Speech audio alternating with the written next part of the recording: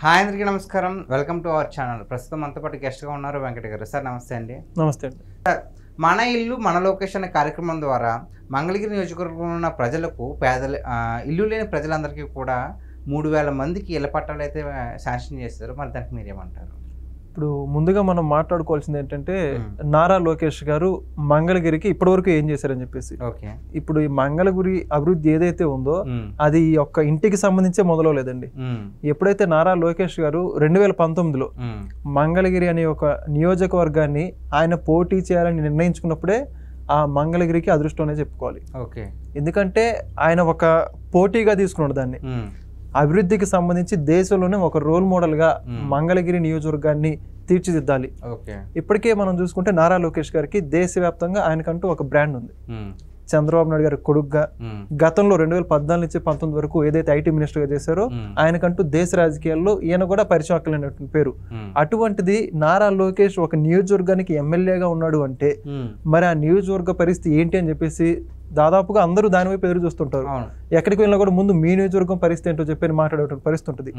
అటువంటి మాటలకు ఎక్కడా తావివ్వకుండా 2019లో ఓడిపోయాడు. ఒక రకంగా చెప్పాలంటే ఆయన ఓడిపోయినప్పుడే మంగళగిరికి చాలా ఎక్కువ చేశాడు. అధికారంలో లేనప్పుడు దానికి రెట్టింపు ఇంకా అధికారం వచ్చింది, అవకాశం వచ్చింది కాబట్టి ఇంకా దాన్ని ముందుకు తీసుకెళ్తున్నాడు. ఎప్పుడైతే 2019లో ఆయన ఓడిపోయిన తర్వాత మంగళగిరికి చేసిన అభివృద్ధిని మనం మాట్లాడుకుంటే ఎవరైతే చిరు వ్యాపారస్తులు ఉన్నారో మన మంగళగిరి మన లొకేషన్ అనేటువంటి పేరుతో తోపుడు బండ్లు ఇచ్చారండి. దానితో పాటుగా ఎవరైతే మగ్గం కార్మికులు చేనేత కార్మికులు ఉన్నారో వాళ్ళందరూ కూడా ఆర్థిక సహాయం చేసుకుంటూ వచ్చారు.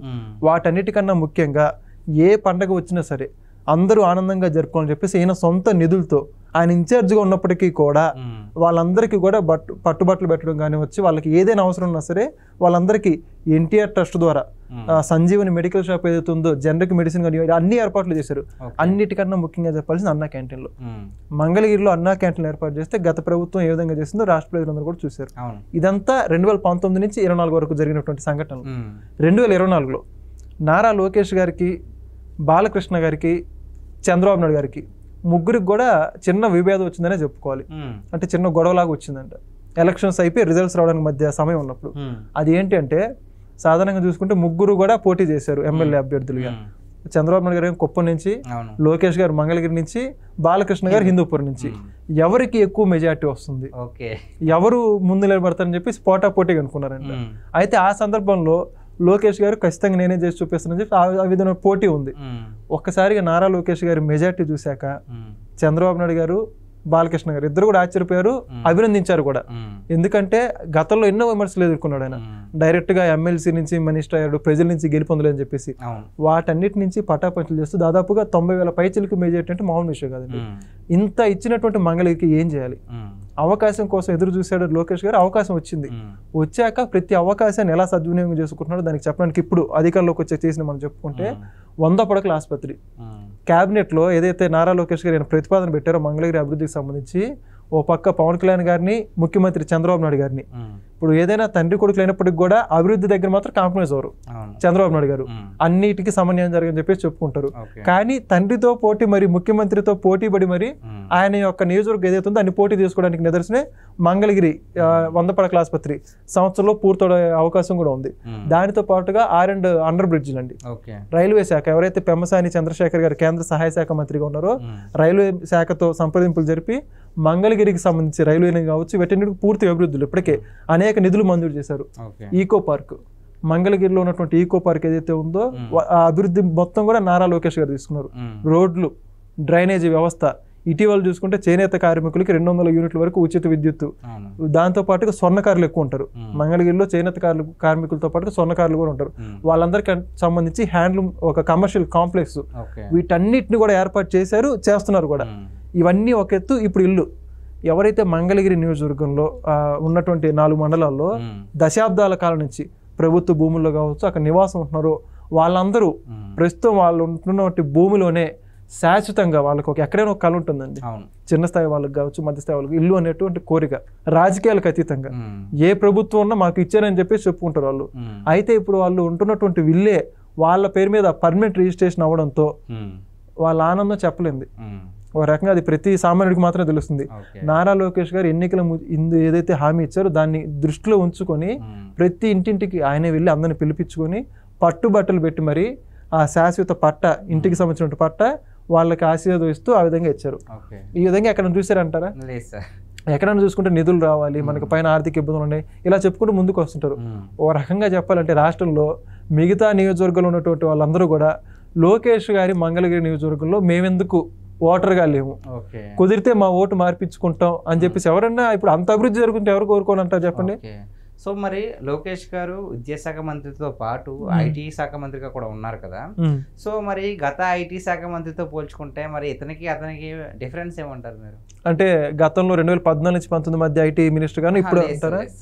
2019 నుంచి 24 మధ్యలో ఉన్న వైసీపీకి సంబంధించిన ఐటీ శాఖ మంత్రికి అసలు ఆ పోటీ అనేది పెట్టడం కూడా హాస్యాస్పదం అని చెప్పేసి చెప్పుకోవాలి మనం. దానికి ఉదాహరణ ఏంటంటే అండి, ఇప్పుడు వైజాగ్ గాజువాక నుంచి ఆయన పోటీ చేయడం జరిగింది. రాష్ట్ర వ్యాప్తంగా అత్యధిక మెజార్టీ ఎక్కడొచ్చింది? గాజువాకలో పల్లా శ్రీనివాసరావు గారికి. ఎవరి మీద పోటీ చేశారన్నా? మాజీ ఐటీ మినిస్టర్ అయినటువంటి గుడివాడ అమర్నాథ్ గారు. ప్రజలు ఏ విధంగా అసలు వీళ్ళిద్దరి మధ్య కంపారిజన్, అక్కడేమో 90,000 మెజార్టీ పైచులకు ఓటమి, ఇక్కడేమో 90,000 పైచులకుతో గెలుపు. ఈ యొక్క చిన్న కంపారిజన్ చాలదంటారా? అసలుకి సరిపోవాల్సి వచ్చంటారా? కాబట్టి అసలుకి దానికి పోలిక పెట్టడం కూడా నక్కకి నాగలోకి అనుకుంటాడు అని చెప్పేసి చెప్పుకోవచ్చు మనం. కాబట్టి దయచేసి ఇటువంటి పోలికలు కూడా ఊహించుకోవడానికి కూడా జనాలు సిద్ధంగా లేరు. నిన్న అంబటి రాంబాబు గారు కొన్ని వ్యాఖ్యలు అయితే చేశారు. దాంట్లో కీలకమైన వ్యాఖ్యలు ఏంటంటే, నువ్వు నీ బాబు కలిసి దావోస్కి వెళ్ళారు కదా, ఒక కంపెనీ కూడా తీసుకురాలేదు ఎందుకు అని అన్నారు. మరి దానికి మీరేమంటారు? ఇప్పుడు ఒకటి, దావోస్ వెళ్ళి అంటే కంపెనీలు తీసుకురాని వాళ్ళ ఉద్దేశం ఏంటంటే ఎంఓఈలు జరగలేదని చెప్పేసి, ఎంఓఈలు జరగలేదు అని చెప్పుకుంటున్నారు. ఇప్పుడు రాష్ట్రానికి కంపెనీలు రావడం అంటే ఎంఓఈలు జరిగితేనే కంపెనీలు వచ్చినట్ట లేదా మామూలుగానే వచ్చినట్ట? మనం చూసుకున్నాం ఇటీవల టీసీఎస్ ఎక్కడో కూడా అంటే భవిష్యత్తులో దావోస్లో ఎంఓఈలు చేసుకుంటూ వచ్చిందా, లేకపోతే నారా లోకేష్ గారు ఏదైతే రతన్ టాటా గారిని కలిసిన నేపథ్యంలో వచ్చిందంటారా? R&R నిప్పలు ఇవన్నీ కూడా ఉన్నాయి కంపెనీలు. లూలు కంపెనీ ఉంది, దాంతో పాటు ఇటీవల చూసుకుని మన టీసీఎస్, ఇలా ప్రతి ఒక్కటి కూడా రిలయన్స్, ఇవన్నీ కంప్రెస్డ్ బయోగెస్ ఇవన్నీ చెప్పేసి ఇవన్నీ దావోస్ వెళ్ళి తీసుకొచ్చిన ఎక్కడికి వెళ్ళి తీసుకొచ్చిన అంటారా? ఎన్టీపీసీతో 1,50,000 కోట్ల రూపాయల కంపెనీలు ఉన్నాయి, 1,50,000 కోట్ల రూపాయలు. ఇవన్నీ కూడా నారా చంద్రబాబు నాయుడు ఇవన్నీ తీసుకొచ్చిన కంపెనీలే కదా. ఇప్పుడు దావోస్ నుంచి ప్రత్యేకంగా వాళ్ళకు యాక్షన్ ప్లాన్ తీసుకున్నారు. రాష్ట్రానికి కొన్ని కంపెనీలు రాబోతున్నాయి ఏదైతే దావోస్కి సంబంధించి, అవన్నీ కూడా రాష్ట్రాన్ని నేరుగా విజిట్ చేసి దానికి సంబంధించి ఇప్పుడు అక్కడికి వెళ్ళి బిల్గేట్స్ గారిని కలిశారు. బిల్గేట్స్ గారు ఢిల్లీ రాలేదు మొన్న, బిల్గేట్స్ గారు ఢిల్లీ వచ్చారు కదా. ఢిల్లీ వచ్చి దాదాపు 2 గంటల పాటు నారా చంద్రబాబు నాయుడు గారితో మన రాష్ట్రానికి సంబంధించినటువంటి మినిస్టర్స్తో మీటింగ్ పెట్టుకున్నారు కదా. పెట్టుకుని ఏం చెప్పారు అక్కడ? బిల్గేట్స్ ఫౌండేషన్ ఏదైతే ఉందో రాష్ట్రానికి సంబంధించి ఆర్థికంగా, వైద్యంగా, సామాజికంగా వీటన్నిటికి సంబంధించి ఎలా అభివృద్ధి పదం తీసుకెళ్లాలో ఆ ఫౌండేషన్ వారు మనకు సహకారాలు అందిస్తారు. ఇదంతా దావోస్ పర్యటన ద్వారా జరిగినటువంటి లాభం కాదంటారా? దావోస్ పర్యటనలో జరిగినటువంటి కంపెనీలు అన్న రోజు ఒక్కొక్కటిగా వస్తూ ఉన్నాయి. జపాన్ సంబంధించిన కంపెనీలు ఇవన్నీ నారా లోకేష్ గారు మనకి మంగళగిరికి ఉండవల్లి నివాసానికి వచ్చాయి. మనం దావోస్ వెళ్ళిన రిజల్ట్ ఏంటంటే ఇటీవల నారా లోకేష్ గారి ఇంటికి కంపెనీలు క్యూ కట్టాయి. అదే ఎగ్జాంపుల్. సో మరి ఈ మధ్యన బాగా ట్రెండ్ అవుతుంది ఏంటంటే రెడ్ బుక్. సో ఆంధ్రప్రదేశ్లో రెడ్ బుక్ రాజ్యాంగం నడుస్తుంది అంటున్నారు. మరి మీకు దానికి మీరేమంటారు? అసలు నిజంగా రెడ్ బుక్ రాజ్యాంగం నడుస్తుందా ఏంటి? రెడ్ బుక్ రాజ్యాంగం గురించి చెప్పుకోవాలంటే ఎవరైతే ఇప్పుడు పచ్చకామెలు వచ్చిన వాళ్ళకి లోకం అంతా పచ్చగా కనిపిస్తుందని చెప్పేసి అవుతుంటారు కదా. ఇప్పుడు నారా లోకేష్ గారు రెడ్ బుక్ ఏదైతే ఉందో అప్పుడు ఏదో ఆయన ఇబ్బంది పెట్టిన వాళ్ళ గురించి ఎవరైతే చట్టాన్ని ఉల్లంఘించారో దానికి సంబంధించి ఆయన ఇప్పుడు 100 మంది పేర్లు అయితే గుర్తుపెట్టుకోలేదు కదా ఏ మనిషి కూడా. దానికి సంబంధించి ఒక బుక్ రాస్తున్నా అని చెప్పి చెప్పుకుంటూ వచ్చారు. దాన్ని వాళ్ళు వైరల్ గా చేసుకున్నారు. లోకేష్ గారు వైరల్ చేసింది కాదు, తెలుగుదేశం పార్టీ కార్యకర్తలు వైరల్ చేసింది కాదు. అది కేవలం వైఎస్ఆర్సీపీ కార్యకర్తలు, వైఎస్ఆర్సీపీ నాయకులే వైరల్ చేశారు. ఏం మాట్లాడారు అప్పుడు?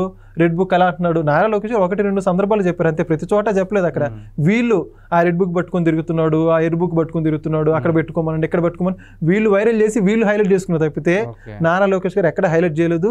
అన్నిటికంటే ముందు మనం గమనించాల్సింది లోకేష్ గారు భవిష్యత్తు నాయకుడు. ఈ రెడ్ బుక్ రాజ్యాంగం అనేది ఎంకరేజ్ చేసినటువంటి మనిషి కాదు. సరే రెడ్ బుక్ రాజ్యాంగం చెప్పాడు, ఇప్పుడు ఆయన దేని మీద ఎక్కువ సమయం స్పెండ్ చేస్తున్నాడు అండి? ఎవరైతే రెడ్ బుక్ రాజ్యాంగం అని చెప్పేసి మాట్లాడుతున్నారో వాళ్ళందరూ కూడా నారా చంద్రబాబు నాయుడు గారి ఇల్లు ఉండవల్లి కరకట్ట దగ్గర ఉంటుంది, అక్కడికి వెళ్ళి ఒకసారి ఆ గేట్ ముందు నుంచోండి. ఏ వెహికల్స్ ఎక్కువ వస్తున్నాయి అంటే కంపెనీకి సంబంధించిన వెహికల్స్, అధికారితో సమీక్ష సంబంధించిన వెహికల్స్ ఇవి ఎక్కువ వస్తున్నాయి. అంటే రాష్ట్రానికి సంబంధించిన బిజీగా అభివృద్ధి సంబంధించి గడుపుతున్నారు వీళ్ళు. రెడ్ బుక్ గడపాలంటే వీళ్ళు ఎంతసేపు అండి ఫోన్ల మీద నడిపించలేనట్టు వ్యవహారాలు.